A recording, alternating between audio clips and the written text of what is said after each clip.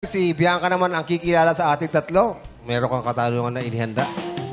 Question number 1. Question number 1. Anong gagawin natin kapag nag-babe time tayo? Pag nag-babe time Iyan. daw. Ano ang gagawin nyo? Iyan. Para pag sinabi niya, di ba, huwag ka magtrabaho. Gusto ko, sa akin ka lang. Mag-babe time tayo. Dadaling kita sa Antipolo. Dahil para sa akin, napakaganda na Ihuhulog Antipolo. Huwag mo tutulak, ha? Dali lang. Wala pa.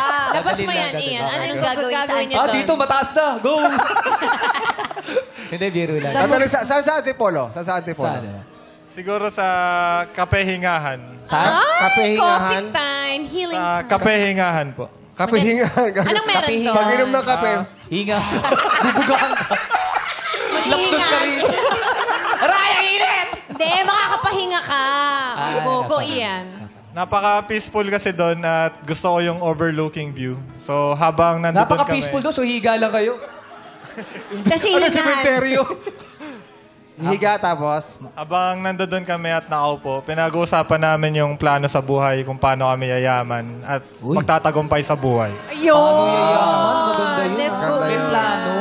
Future. Oo, may future plans. Yan ang mahalaga. Thank you, Ian. Ikaw naman, Marl. For me po, pag sa halimbawa nasa part-time ng trabaho, so pagkatapos ng 7 days, dapat nasa bahay lang tayo. So, probably dapat una, isa sa simbahan. So, babe time namin, pagsisimba kami dalawa. Pagkatapos ng ano? So, pagkatapos ng 7 days, may 8 day ba? Ay, sorry. Sumobra 6 ka, days. Marl. So, meron kaming rest day. So, dapat nasa bahay. So, sa bahay, ay sa simbahan muna. Kasi gusto ko, mapayapa yung Sunday namin dalawa. Sa amin Okay. dalawa lang. And then, after nun, uwi kami ng bahay, ipagluluto ko po siya ng paborito kong munggo. Eh, paano, Para Marl, kakain pag kami. may tumawag sa yung tropa? Marl, samahan mo naman ako dito. Sorry, tropa, kasi hindi ako nainom. Pero baka may sabihin tropa, Marl, i-host mo naman tong event ng anak ko. O trabaho, racket. Ay, hindi. Pag sa racket. Pero pag sa love, Dodoble ko yung bayad, Marl! Tanggapin mo lang to! kahit malaking bayad, pag sinabing babe time, babe time. Yun si Importante kay Marlon babe time. Lalaban niya Yes. yun. Oh. Ikaw JR? naman, JR. Hello. Ako naman Yes, po, sino to? ako naman po is, sick of love song. ako naman po, based na narinig ko ang kwento kanina is marunong siya, mahilig siya magluto. So ako kasi mahilig rin ako sa magluto. Hindi naman sa pagmamayabang, pero masarap din magluto. Eh. Baka siguro doon kami mag-baby times, nagluluto kami sa bahay. Pinaglulutuan namin yung mga relatives namin na bumibisita. Or mga Chop-chop ganun. sila ng mga carrots, Habang nagluto yan, sibuyas. so sick Of of love love. song. So sad. Cute. Iba-ibang klaseng baby time. Yes. So, Bianca, narinig mo na kanyang mga kasagutan. Sino ang nagustuhan mo at sino bibigyan mo ng green flag? Ang cute nung kay Marle. Kasi favorite ko din yung munggo. Kasi kami ng favorite. Pero sige, para may iba naman, magluluto naman para sa akin. Sige, I'll choose Marl. Si Marl. So, meron ng green flag si Marl. Congratulations. Pag Friday yan, pagluto kayo ng bunggo, Friday. Second question, Bianca. Question number 2. Kapag may isa sa atin na hindi pa ready magpakasal, maghihiwalay ba tayo o maghihintayan? Simulan natin kay Marl. Number 2, Marl. Number 2. Maghihintayan. So, dapat yung love life or relationship, dapat pinapatagal muna natin. Kinikilala muna natin kung sino ba talaga yung karelasyon natin. Kasi doon natin malalaman kung sino ba siya, kung sino ba ako. So, doon pa lang, malalaman na natin na ito na yung panghabang buhay ko. Ayun po. Si JR naman, number 3. Ako po, maghihintayin din po. Kasi lahat tayo, pinanganak tayo na hindi tayo perfect. So nakakita tayo. Siguro may mga reason na bakit may mga reason na kung bakit hindi pa tayo ready magpakasal. Siguro may, kumbaga sa dapat natin. So sick of love songs. Ano kasi ako sa susi. Hindi pa ready sa financial o emotional? Siguro sa mga financially, ganyan, hindi pa ready. So dapat talaga magantayan na naman. Kay JR, ko naman Financial Ian. lang kay JR. Saan po maghihintay? Para sa akin kasi mas okay na maghintay kasi the more na minamadali natin yung isang bagay, the more tayong napapahamak. At mahirap ikasal sa taong hindi pa talaga handa sa'yo na hindi pa siya ready in all terms of the relationship. Okay. So, Bianca, lahat sila hintayin, no? Hintayin ang sagot, pero iba-iba yung paliwanag. Sino yung nagustuhan mo sa kanilang tatlo? Ang hirap. Ang hirap. Gusto mo bang humingi ng tulong kay Mon? Mon, sino yung... Pwede po. Mon, para sa'yo, Mon. Sino? Si Mar po. Bakit si Dahil- Marl? Shot mo na, Mon. Shot mo na. Bakit si Si Mar Marl? po. Kasi okay naman. Kikilalanin muna. Opo, kilalanin mo niya. Habang nasa relasyon. Opo. Parang yung ginawa niyo ni Bianca. Opo, parang ganun po. So, Bianca, Si Marl sino ang daw. bibigyan mo ng green flag sa tatlo? 1, 2, or 3? I think ngayon, siguro, si Searchy number 3. Si JR. Si JR. Ba't si JR? Kasi may point naman siya na baka may reasons kung ba't di pa ready. Pero sana, sabihin kung ano yung reasons, makipag-communicate dun sa partner mo kung bakit hindi pa tayo ready or kung ano yung mga rason, ganun. Okay. May green flag na rin si JR at isa naman kay Marl. So, meron ka pang pangatlong katanungan? Question number 3. Ano para sa'yo ang pisikal na katangian ng isang magandang babae? Sa looks tayo, sa physical. Ikaw, Ian. Ano para sa'yo ang physical na maganda? Para sa akin ang mata. Kasi Yung mata, kaliwa o yung kanan? Dalawa! Kaya nililinaw ko. Kasama mo na yung kilay. Balay mo yung kaliwa Wala lang. mo, isa lang eh. Oo. Dalawa ko. yung mga mata po. Kasi Mga mata.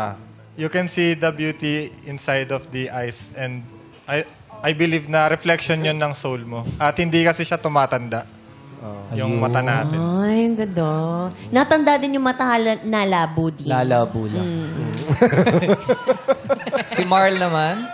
Pagdating sa physical, wala naman akong pinipili. Basta maganda yung puso. So, Physical nga, Marl. Physical. Ano, bubuksan pa yun? Bubuksan mo pa pa-opera mo pa. So, physical. Sa physical tayo. Chubby person. To be honest, chubby person. Kasi po, Bakit? sobrang lovable akong tao. So, mahilig akong mag-hug.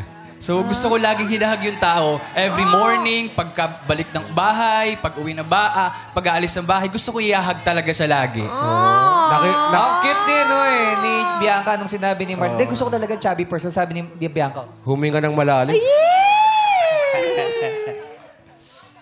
Thank you, Marl. JR? Ako naman po is, basta hindi mo kang adik. Ano? Basta hindi mo kang adik.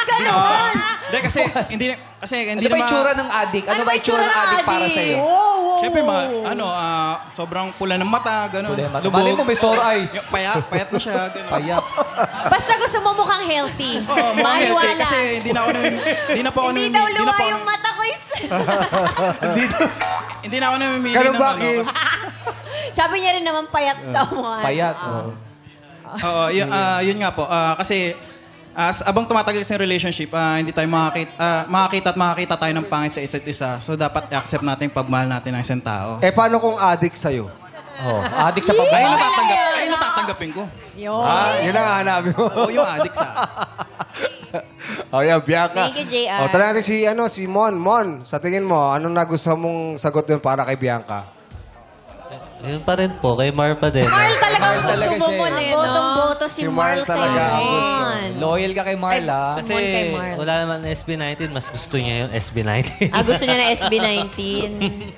Anong connection ni Marl kay SB19? Nag-usap kasi kami. Ayun, gusto niya. Piliin mo kung sino yung kahawig ni Stel, ni Kim. Amen. May ganyan. kawig siya ni Steph.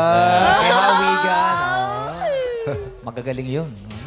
Okay, Bianca, sino ang bibigyan mo ng huling green flag sa kanilang tatlo?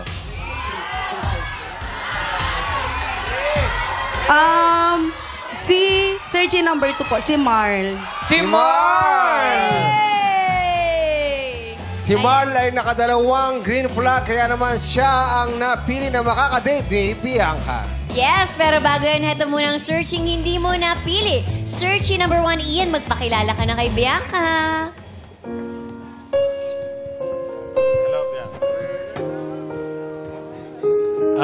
Good luck sa inyong dalawa ni Marl. And I hope na maging masaya kayo parehas. Thank you. Thank you, Ian. Yes, ito pang isang searchy na hindi mo napili. Magpakilala ka na, JR.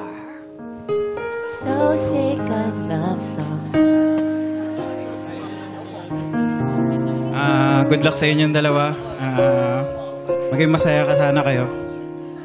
Ayun lang. Thank you. Maraming salamat. Thank you. Maraming salamat, JR. Bianca, bago mo ma-meet si Marl, meron mo nang sasabihin ang iyong ex na si Mon.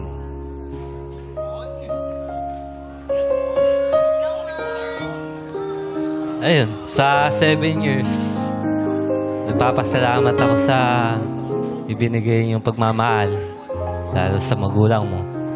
Sa pagmamahal mo sa magulang ko. Sa mga, ayun, kaibigan ko, kahit di na ako nila. Ayun lang, maraming salamat sa'yo. Bianca, anong sasabihin mo kay Mon? Maraming salamat sa lahat ng mabubuti mong ginawa. Yung sobrang bait mong tao. Siguro, sorry kasi hindi ako naging perfect na partner para sa'yo. Siguro dahil hindi pa talaga natin, hindi pa ito yung perfect time na maging perfect tayo to each other. Ayun. Lagi mong tatandaan na mahal ka ng pamilya ko at mahal din kita. Ganon. Mon, ano naman ang message mo para kay Marl? Bagay pala kayo, no? Marl Mon. Pakiingatan na lang. Oh, thank you. Salamat. Mon, Marl, pwede mo lang tabihan si Bianca.